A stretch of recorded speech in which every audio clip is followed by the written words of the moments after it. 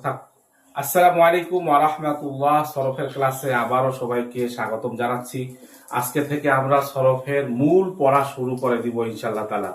ইতিপূর্বে আমরা সরফের পরিচয়, সরফ পড়ার উপকারিতা, সরফ পড়ার উদ্দেশ্য কি, সরফের আলোচ্য বিষয় কি, পাশাপাশি সরফের কিছু পারিভাষিক কথা ছিল, ভাষা ছিল, আমরা সেগুলোও জেনেছি। আজকে থেকে আমরা সেগুলোর প্রয়োগ করবো ইনশাআল্লাহ তাআলা। মুতাসাররিফা তিন প্রকার: মাজি, হাল, মুস্তাকবেল। হাল মুস্তাকবেলকে আমরা মুজারের মধ্যে ঢুকিয়ে দিয়েছি। এখন আমরা ধরবো দুই প্রকার, মাজি এবং মুজারে।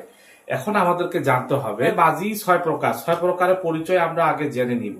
আমি বইতেও দেখিয়ে দিব, যারা ফার্সি পড়বো মূল কিতাব তাদেরকেও দেখিয়ে দিব, যারা বাংলা পড়বো তাদেরকেও দেখিয়ে দিব, যারা আমরা জেনারেল ভাই বোন আছি তারাও আমার এই বোর্ডে ফলো করবেন, এবং বাংলা বই যেটা দেখাবো আপনারা বাংলা বইটাও ফলো করবেন ইনশাআল্লাহ তাআলা। এখন আমি একটু বোর্ডে দেখিয়ে দিচ্ছি যে মাজি হলো ছয় প্রকার। এক নাম্বার, আপনারা বইটাও দেখিয়ে দিব, আমি বোর্ডেও দেখিয়ে দিচ্ছি, আপনারা একটু ফলো করবেন। এক নাম্বার হইল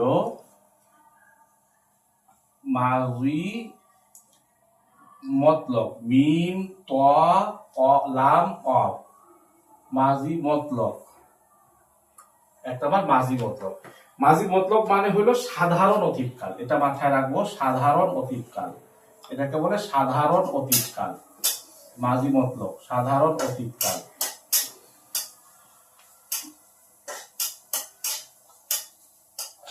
মনে রাখতে হবে প্রত্যেকটা বাহাস থেকে আমাদেরকে 14টি করে সিগা বের করতে হবে। তারপর মাজির মধ্যে মতলকের মধ্যে 4টা করে বাহাস থাকবে। মাজি মতলব মারুফ, মাজি মতলব মাজহুল, ইসবাত ফেলে মাজি মতলব, নফি ফেলে মাজি মতলব, এই ধরনের 4টা বাহাস থাকবে, মনে রাখবো। এখন আমরা শুধু মাজির যে ছয় প্রকার মাজি সেই আলোচনাটা আমরা জেনে নিব, ভালো করে এটা মুখস্থ করে নিব। দুই নাম্বার হলো মাজি করিব। দুই নাম্বার মাজি করিব। করিব মানে আপনারা যারা আমরা পড়েছি, ফার্সি পহেলি পড়েছি, তারা আমরা জেনে গেছি মাজি করিব মানে হলো নিকটবর্তী। তাহলে মাজি করিবের অর্থ হবে নিকটবর্তী অতীতকাল, অতীতে একটু আগে, কিছুক্ষণ আগে যে কাজটা করা হয়েছে সেটাকে বলবে মাজি করিব। মাজি করিব আমরা সিগা বানাবো কিভাবে সেটারও বিস্তারিত আলোচনা করবো ইনশাআল্লাহ তাআলা। তিন নাম্বার হলো মাজি বাঈদ। মাজি বাঈদ, মাজি বাঈদ মানে দূরবর্তী, অনেক আগে একটা কাজ করা হয়েছে, সেটাকে বলে মাজি বাঈদ।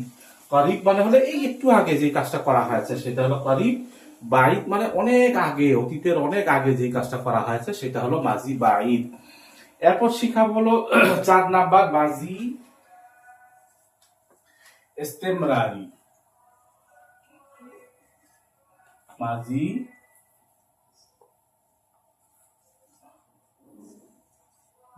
ইস্তেমরারি।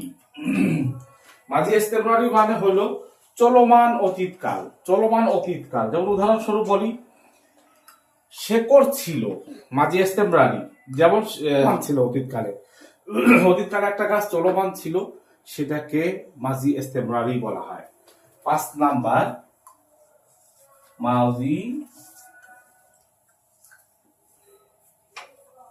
এহতেমালি।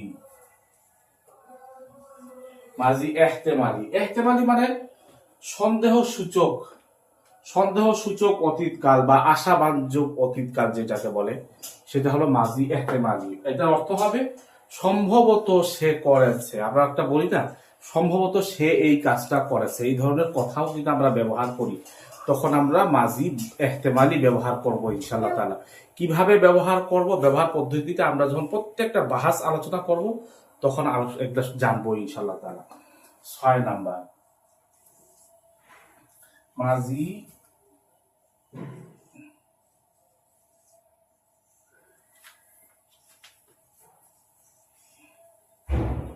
মাজি তামান্নাই। এই যে মাজি তামান্না, মানুষের একটা তামান্না থাকে মনে, মানুষের মনে একটা তামান্না থাকে, ইস যদি সে এই কাজটা করতো, এই ধরনের কথা আমরা সচরাচর ব্যবহার করে থাকি। ইস, এই যেমন কোরআনের মধ্যে আছে লাইতানি কুনতু তুরাবা, ইস আমি যদি মাটি হয়ে যাইতাম, কাফেররা আফসোস করে বলতে থাকবে কেমন। এবার তোমরা একটু বইটা দেখে নাও। মাজি 6 প্রকার তোমাদেরকে বোর্ডে জানিয়ে দিলাম। এখন তোমরা বোর্ডের থেকে লিখে এগুলো নোট করার চেষ্টা করবা, আর না হলে কমপক্ষে এই বইটা থেকে আইডিয়া নিবা। সেটা হলো মাঝি 6 প্রকার, মাঝি মতলক, মাঝি করিব, মাঝি বাইদ, মাঝি ইস্তেমরারি, মাঝি এহতেমালি, মাঝি তামান্নাই। বারবার 10 বার 20 বার 30 বার করে পড়বা। পরে এই 6টা মাঝিকে তোমরা খুব মুখস্থ করবা। যেমন মাঝি করিব সে করলো, মাঝি মতলক সে করলো, মাঝি করিব সে এইমাত্র করেছে, মাঝি বাই সে করেছিল, মাঝি ইস্তেমরারি সে করছিল, মাঝি এহতেমালি সম্ভবত সে করেছে, মাঝি তামান্নি হাই যদি সে করতো। এইভাবে তোমরা অর্থ পড়বা, আর বিশেষ করে অর্থটা না পড়লেও তোমরা 6টা মাঝি প্রথমে পরে মুখস্থ করে নিবা। মাঝি 6 প্রকার, মাঝি মতলক, মাঝি করিব, মাঝি বাইদ, মাঝি ইস্তেমরারি, মাঝি এহতেমালি, মাঝি তামান্নাই। এভাবে পরে তোমাদের মুখ যেন একদম ইজি হয়ে যায়, খুব চালু হয়ে যায়। মাঝি বলার সাথে সাথে এই 6 প্রকার যেন তোমাদের মাথার মধ্যে চলে আসে ইনশাআল্লাহ তাআলা। এর পরের পর্বে আমরা মাঝি মতলক তোমরা কিভাবে গঠন করবা, মাঝি করিব কিভাবে গঠন করবা, মাঝি বাইত কিভাবে গঠন করবা, মাঝি ইস্তেমরারি কিভাবে গঠন করবা, মাঝি এহতেমালি কিভাবে গঠন করবা, মাঝি তামান্নাই কিভাবে গঠন করা। প্রত্যেকটার কিন্তু আবার 4টা করে বাহাস থাকবে, প্রত্যেকটার 4টা করে বাহাস থাকবে। মাঝি মুজারে 4টা করে বাহাস থাকবে, এটা মনে রাখ। বাহাস মানে যেমন ইসবাত ফেলে মাঝি মতলক মারুফ, 2টা কিন্তু হয়ে গেল। ইসবাত ফেলে মাঝি মতলক মাজহুল, এই যে 2টা হয়ে গেল। তারপর নফি ফেলে মাঝি মতলক মারুফ, নফি ফেলে মাঝি মতলক মাজহুল। ঠিক আছে, এইভাবে প্রত্যেকটার 4টা করে বাহাস হবে। আমি তোমাদেরকে সুন্দরভাবে দেখিয়ে দিব, 14টা সিগা লিখে দিব, 14টা থেকেই তোমরা 4টা করে বাহাস বের করে ফেলতে পারবা ইনশাআল্লাহ তাআলা। আসসালামু আলাইকুম ওয়া রাহমাতুল্লাহ।